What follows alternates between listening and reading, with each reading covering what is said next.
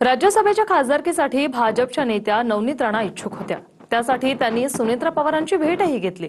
मात्र राष्ट्रवादीत प्रवेशाची अट मान्य नव्हती असं नवनीत राणा म्हणाल्या, तर तटकर यांनी बोलण्यास नकार दिला। पाहूया।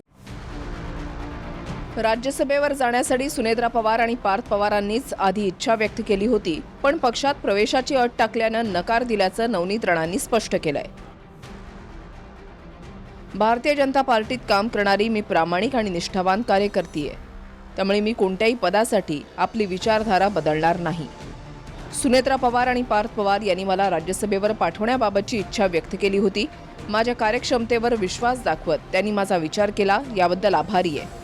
मात्र राज्यसभेची उमेदवारी स्वीकारण्यासाठी राष्ट्रवादी काँग्रेस पक्षामध्ये प्रवेश करण्याची अट मला मान्य नव्हती। मुख्यमंत्री देवेंद्र फडणवीस यांच्या सूचनेवरून सुनेत्रा वहिनींची भेट घेऊन राज्यसभेची जागा भाजपला सोडण्याची विनंती केली होती, पण काही कारणास्तव ते शक्य झालं नाही। सुमित्रा वहिनी पवार, पारदादा पवार यांनी खऱ्या अर्थानं नवनीत राणाला राष्ट्रवादीकडनं फॉर्म भरला पाहिजे अशी जेव्हा अट टाकली, तेव्हा त्यावेळेस त्यांच्या भावना चांगल्या होत्या की त्यांच्या पक्षाच्या दृष्टीने चांगले लोक त्यांच्या पक्षामध्ये आले पाहिजे। राज्यसभा म्हणून नवनीत राणा राष्ट्रवादी पक्षातर्फे गेल्या पाहिजे अशा सुमित्रा वहिनी आणि पारदादा पवारांच्या मनामध्ये होतं। त्याबद्दल त्यांचे मनापासून आभार व्यक्त करतो की त्यांनी नवनीत राणांबद्दल विचार केला।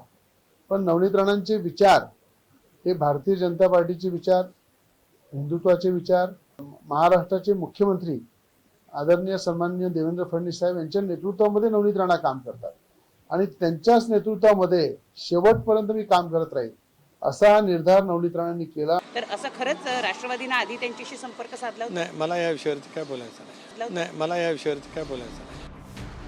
आता सुनेत्रा पवारांकडूनच आधी नवनीत राणांना ऑफर देण्यात आली होती का?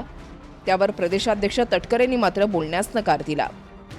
राष्ट्रवादीत शर्यतीत तसे भुजबळ सुद्धा होते, मात्र दादांच्या राष्ट्रवादीकडून राजेंद्र जैन यांना उमेदवारी मिळाली।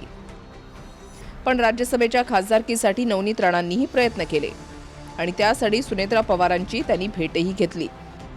पण भाजपात असूनही राष्ट्रवादीकडून खासदारकीसाठी प्रयत्न सुरू केल्यानं नवनीत राणांवर टीकाही झाली। पण भाजपला जागा सोडावी अशी विनंती करण्यासाठी सुनेत्रा पवारांना भेटल्याचं नवनीत राणांनी म्हटलंय। भाजपसाठी जागा सुटली तरच राज्यसभेवर जाणार, पण राष्ट्रवादीत प्रवेश करणार नाही अशी भूमिका घेतल्याचं राणा दाम्पत्याकडून सांगितलं जात आहे। नवनीत राणाजी या अत्यंत कष्टाळू आणि एक हिंदुत्ववादी नेते आहेत, कार्यकर्ते आहेत। देशामध्ये त्यांना मान्यता आहे, भारतीय जनता पार्टीमध्ये मान्यता आहे आणि त्यामुळं नेते म्हणून त्यांनी घेतलेली जी भूमिका आहे ती महत्त्वाची आहे आणि ती अत्यंत चांगली भूमिका नवनीत राणाजींनी घेतली। 2024च्या लोकसभेच्या निवडणुकीत अमरावतीमधून नवनीत राणांचा काँग्रेसच्या बळवंत वानखेडेंनी पराभव केला। तेव्हापासून त्या राजकीय पुनर्वसनाच्या प्रतीक्षेत आहेत। अक्षय मणकणीसह स्वप्नील उमप, TV9 मराठी, अमरावती।